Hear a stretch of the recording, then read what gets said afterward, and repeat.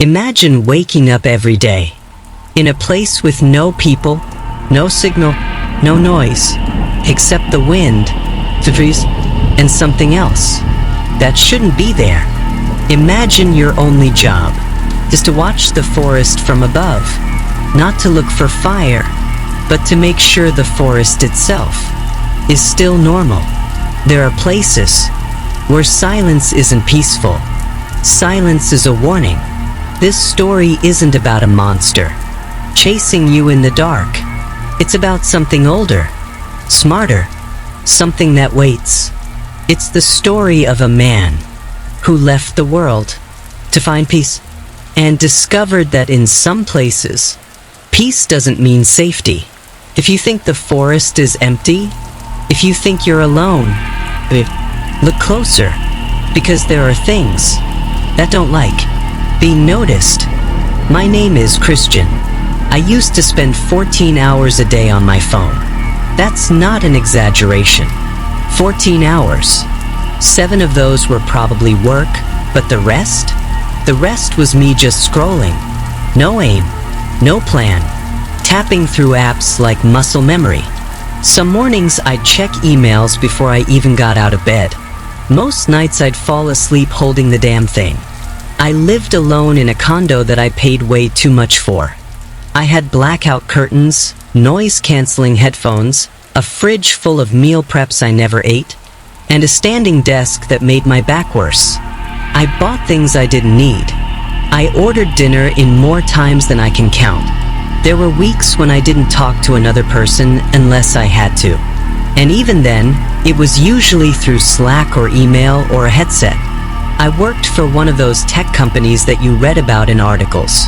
The kind with bean bags in the lobby and cereal bars in the kitchen. My job had a title so vague you couldn't tell if it meant anything. Product Innovation Lead. I wore tailored suits. I went to meetings where we said words like synergy and vertical integration without laughing. I got promoted for answering emails fast. I was good at it. I was really good at it. And it made me feel nothing. After a while, I stopped pretending it was fine. There wasn't a big breakdown or anything like that. No shouting match. No dramatic crash. Just a slow, heavy kind of knowing that this couldn't be it. One day, I caught my reflection in the dark window of the office. I didn't look like someone. I looked like a ghost in a nice outfit. That night, I checked my screen time. 14 hours.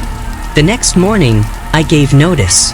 I sold the suits, the condo, the furniture, even the desk.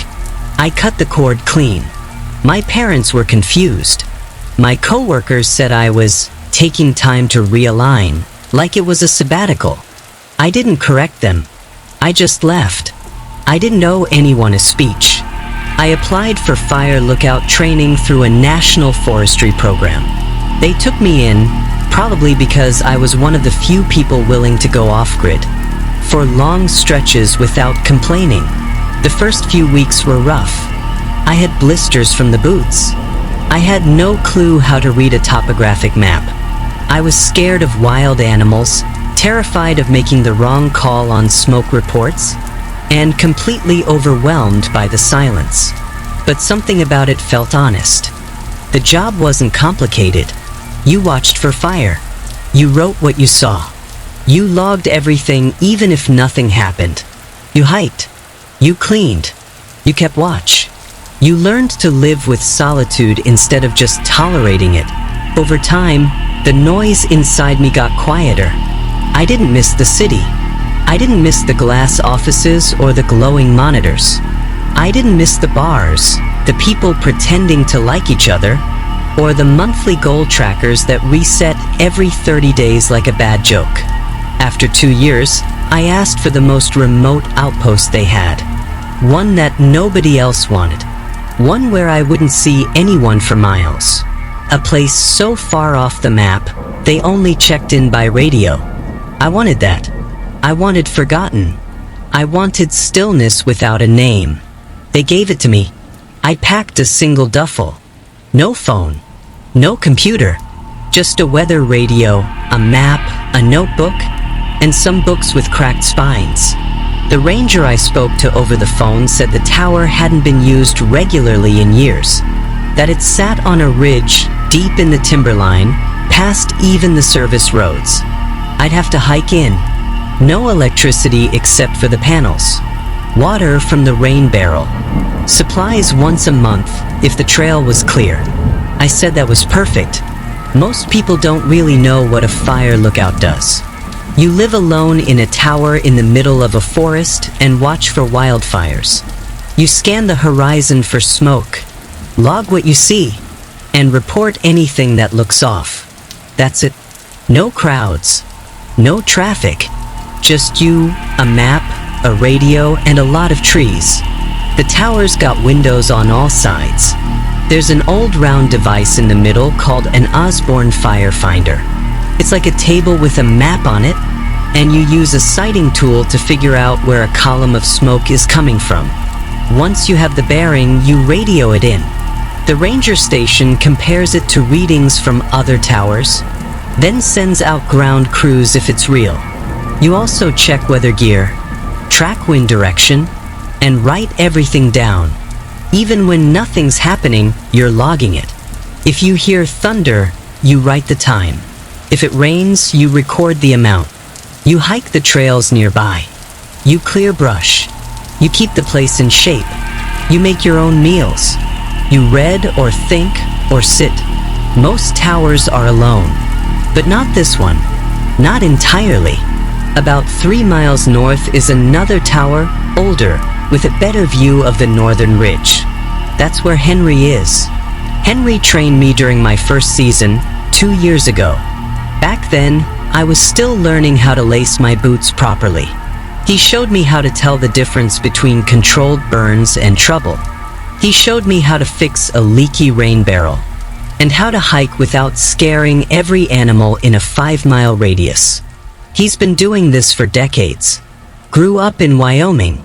His family were all park rangers, but he chose the lookout life instead. Says he likes being able to see things coming. Doesn't trust the ground crews to do it right. Henry's the kind of guy who knows when a storm's coming, just by the way the birds act. He still wears the same patched up jacket I remember from before. Still eats canned soup straight out of the can. Still has a cat named Lilac who vanishes for days, then reappears like she never left. We talk every morning on the radio, mostly about weather and trail updates. Nothing fancy. Sometimes I hike over with extra supplies, or he comes down and meets me at the creek if the weather's decent. Last week, on my second full day in the tower, he came over way earlier than usual. His face was calm, but I could tell something was off. He asked if I'd noticed anything strange. I said no, just deer, birds, one coyote, far off. Then he said, "Sit down a minute." I sat on the stool by the logbook and waited. He didn't speak for a bit. I watched him eat that same Campbell's soup. I'd seen him eat 1,000 times before. Chicken noodle. Then he said, "I think there's a Wendigo nest nearby." I didn't know what to say. I'd heard the legend before, campfire stories, mostly. Nothing serious. But the look on my mentor's face made me pause. Since then, I've been watching the tree line more closely, listening harder at night, writing things down that I wouldn't have bothered with before. Henry doesn't spook easy. If he says something's out here, I believe him. Maybe it's not what he thinks. Maybe it's just something weird but explainable. But I know him well enough to take it seriously. This place is different from my last tower. The forest is thicker. The trails are half overgrown. Some of the old signs have fallen down. It doesn't feel managed. It feels like no one's been watching it for years. It's not that far from town if you go by map. But out here, with no roads and no signals, it might as well be a different world. And now Henry says there are rules. I haven't been told yet. We didn't talk more that day. After Henry said what he said, he finished his soup, tossed the can in his pack, and said he'd radio me tomorrow. Then he started back toward the trail, like it was nothing. I watched him disappear into the trees that night, my mind running with thoughts and questions. The next morning, true to his word, Henry radioed at 7 a.m. sharp. Standard check-in. Weather clear. Wind light. No fires. He sounded normal, like yesterday's conversation hadn't even happened. I played along, but I kept waiting for him to bring it up again. He didn't. Not until I hiked over later that afternoon. With a busted propane hose I wanted help patching. We sat on the deck of his tower. The sun was low behind the ridgeline. The forest below us looked like a green sea, rippling without wind. It was quiet except for a few birds, and the distant creak of the trees settling. Henry held the hose in one hand, and motioned for me to sit. I owe you the rest of that talk.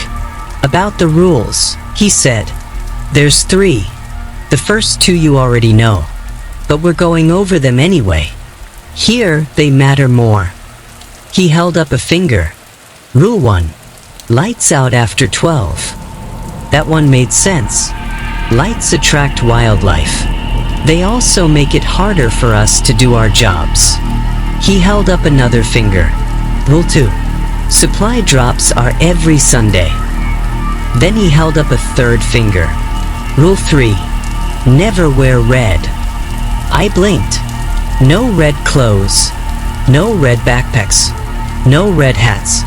Nothing. I waited for him to smile. He didn't. To prevent it from seeing them, he said, "So, what is it?" "I don't know yet.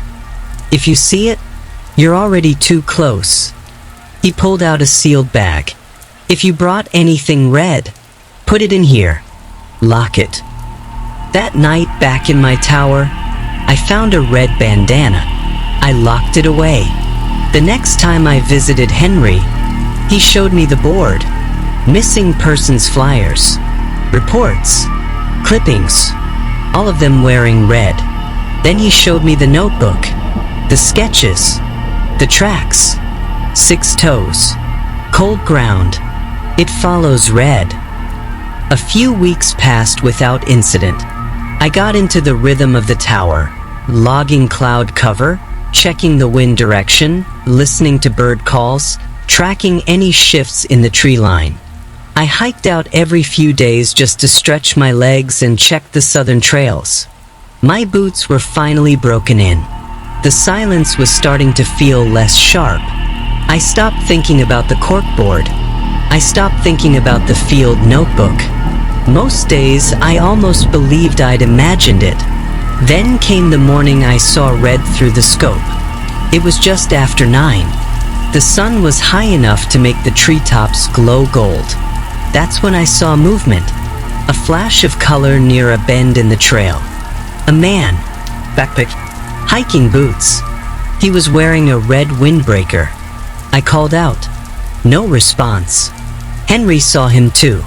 We went down together. The forest went silent. Tracks. Big ones. Cold in the dirt. We turned the hiker around. Saved him. But the quarry stayed in my mind. I studied the notes. The sketches. Every sighting pointed there. Henry told me not to go. I agreed. Then I went anyway. Before dawn. Explosives in my pack.